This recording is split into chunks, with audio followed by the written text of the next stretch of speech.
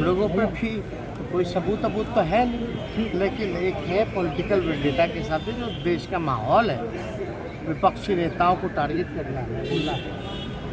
बताइए, देश में कौन सा ऐसा राजनेता जिसके घर सबसे ज़्यादा छापे पड़े और हर छापे में क्या मिला, बता दो। डर है ना, लालू जी से डर है। बिहार में लालू जी से डर है, इसीलिए हम लोग को बांधना चाहता था। हम लोग बनाए वाला आदमी थोड़ी है। नमस्कार, न्यूज पल्स में आप सबों का स्वागत है। मैं हूं संतोष सिंह और हम बात कर रहे हैं सीबीआई के सहारे शिकंजा। जी हाँ, जितनी तस्वीरें आप देख रही हैं उस तस्वीर में कोई ऐसा चेहरा आपको नहीं दिख रहा होगा जो सत्ता पक्ष वाले हों। तो हो सकता है कि सत्ता पक्ष वाले सारे ईमानदार लोग हों, इसलिए उन पर कार्रवाई नहीं हो रही है। लेकिन अब मनीष सिसोदिया के बाद जो सीबीआई के हवाले से खबर आ रही है कि अब लालू परिवार की मुश्किलें बढ़ने वाली है। नौकरी के बदले लालू जी ने जो जमीन लिया है उस मामले में तो सीबीआई ने चार्जशीट कर ही दिया था नए सिरे से। अब इस मामले में सीबीआई की दिल्ली कोर्ट ने कॉग्निजेंस ले लिया है और 15 मार्च को होली के बाद सभी परिवार के सदस्य, लालू राबड़ी सहित सभी परिवार के सदस्य जो एक्यूज हैं उनको सदैव उपस्थित होने को कहा गया है। सीबीआई को की कार्यशैली को देखने वाले जो जानकार हैं उनका कहना है कि इस 15 तारीख को अगर ये लोग हाजिर होते हैं तो सीबीआई की ये कोशिश होगी कि इस आधार पर इनको डिटेन कराया जाए या जेल भेजा जाए कि ये बाहर रहेंगे कि तथ्यों को के साथ छेड़छाड़ कर सकते हैं। वैसे उन्होंने चार्जशीट कर दिया है, इसलिए इसकी गुंजाइश कम है, लेकिन एक मानसिक तौर पे एक दबाव बनाने की कोशिश ज़रूर है और ऑफेंस कॉग्निजेबल है। ऐसे में कार्रवाई भी हो सकती है, जेल भी हो जा सकते हैं। तो ये जो खेल है, ये खेल बदस्तूर जारी है। जो भी विपक्ष में के लोग हैं जिन्होंने आवाज़ उठाई उन पर कार्रवाई हुई, लेकिन इस सब कार्रवाई के पीछे एक बड़ी बात यह है कि सीबीआई, ईडी और बाकी जो केंद्रीय एजेंसी हैं हाथ किस पर डाल रही है। हम यही समझाने के लिए या यही हम जो महसूस कर रहे हैं वो आप तक पहुंचाने के लिए हम इन तस्वीरों का सहारा लिए। देखिए, जियो आज सरकार से सीधा फाइट कर रहा है, सीधे तौर पर कोई डील नहीं कर रहा है, उस पर सरकार हाथ नहीं डालती है, समझ गए। और हाथ डालती भी है तो उसका कुछ बिगाड़ नहीं पाती है।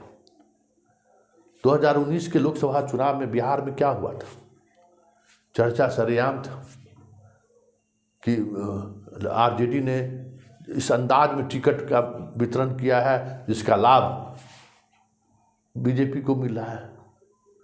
गुजरात और पंजाब चुनाव को लेकर क्या चर्चा रही, गोवा चुनाव को लेकर क्या चर्चा रही कि बीजेपी और आम आदमी पार्टी में अंदर खाने में डील है। ये भी चर्चा खूब हुई थी कि शराब मामले में जो कमाई हुई है उसका इस्तेमाल पंजाब और गुजरात के चुनाव में पूरे तौर पे हुई है। और कहा यह भी जा रहा है कि उस वक्त केंद्र की सरकार खामोश इसलिए थी कि इसके सहारे वो कांग्रेस को हराना चाहती थी। तो एलजी साहब ने भी उस पर दस्तखत कर दिया था। भाई, जो बिल गया तो एलजी साहब को अगर लगा कि गलत बिल है तो उसको रोक देना चाहिए था, लेकिन एलजी साहब ने भी दस्तखत कर दिया। अब जब दोनों जगह सेटल हो गए, कांग्रेस रास्ता से बाहर हो गया, तो फिर क्या बचा था।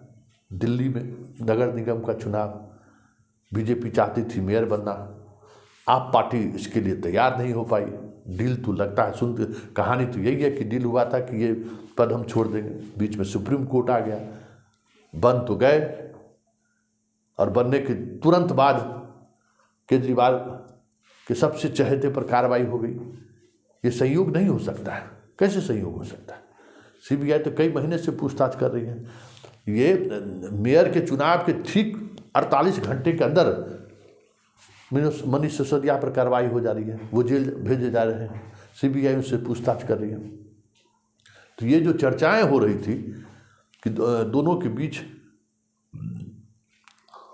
बीच कांग्रेस को सेटल के लिए फिक्सिंग मैच चल रहा था, उस चर्चा को इस घटना से बल जरूर मिलता है। साक्ष्य हो या ना हो, उस पर साक्ष्य पे हम चर्चा नहीं करें। जो चर्चा है वो चर्चा को बल जरूर मिल रहा है।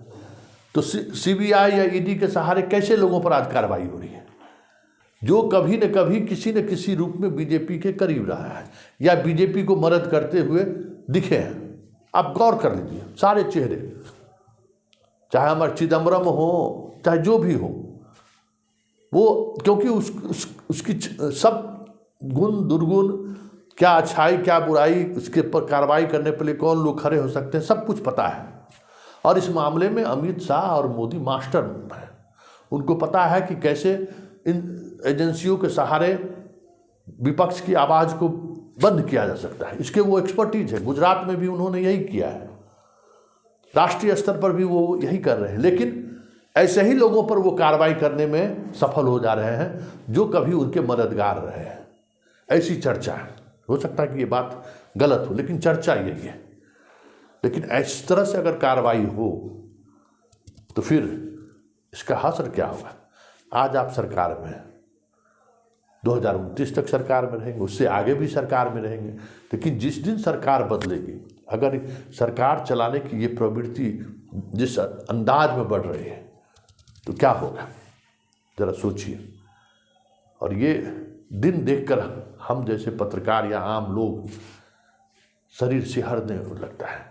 क्या होगा जब सत्ता बदलेगी? तो किस अंदाज में जो लोग जीत कर आएंगे, क्या व्यवहार करेंगे लोगों से, ये किसी भी स्वस्थ लोकतंत्र के लिए अच्छा नहीं है। और हमें लगता है कि जो सिस्टम में बैठे हुए लोग हैं, सीबीआई है, ईडी हो, इस तरीके से अगर रेंगने लगे डेमोक्रेसी से चुनी गई सरकार के सामने, तो फिर नौकरी करने का मतलब क्या है? क्योंकि आप ही एक संवैधानिक पद पर बैठे हुए जिम्मेवार व्यक्ति हैं, और वो किसी संवैधानिक पद पर बैठे हुए लोगों के इशारे पर आप काम करना शुरू कर दें, तो फिर इस संविधान और इस लोकतंत्र का मतलब क्या है?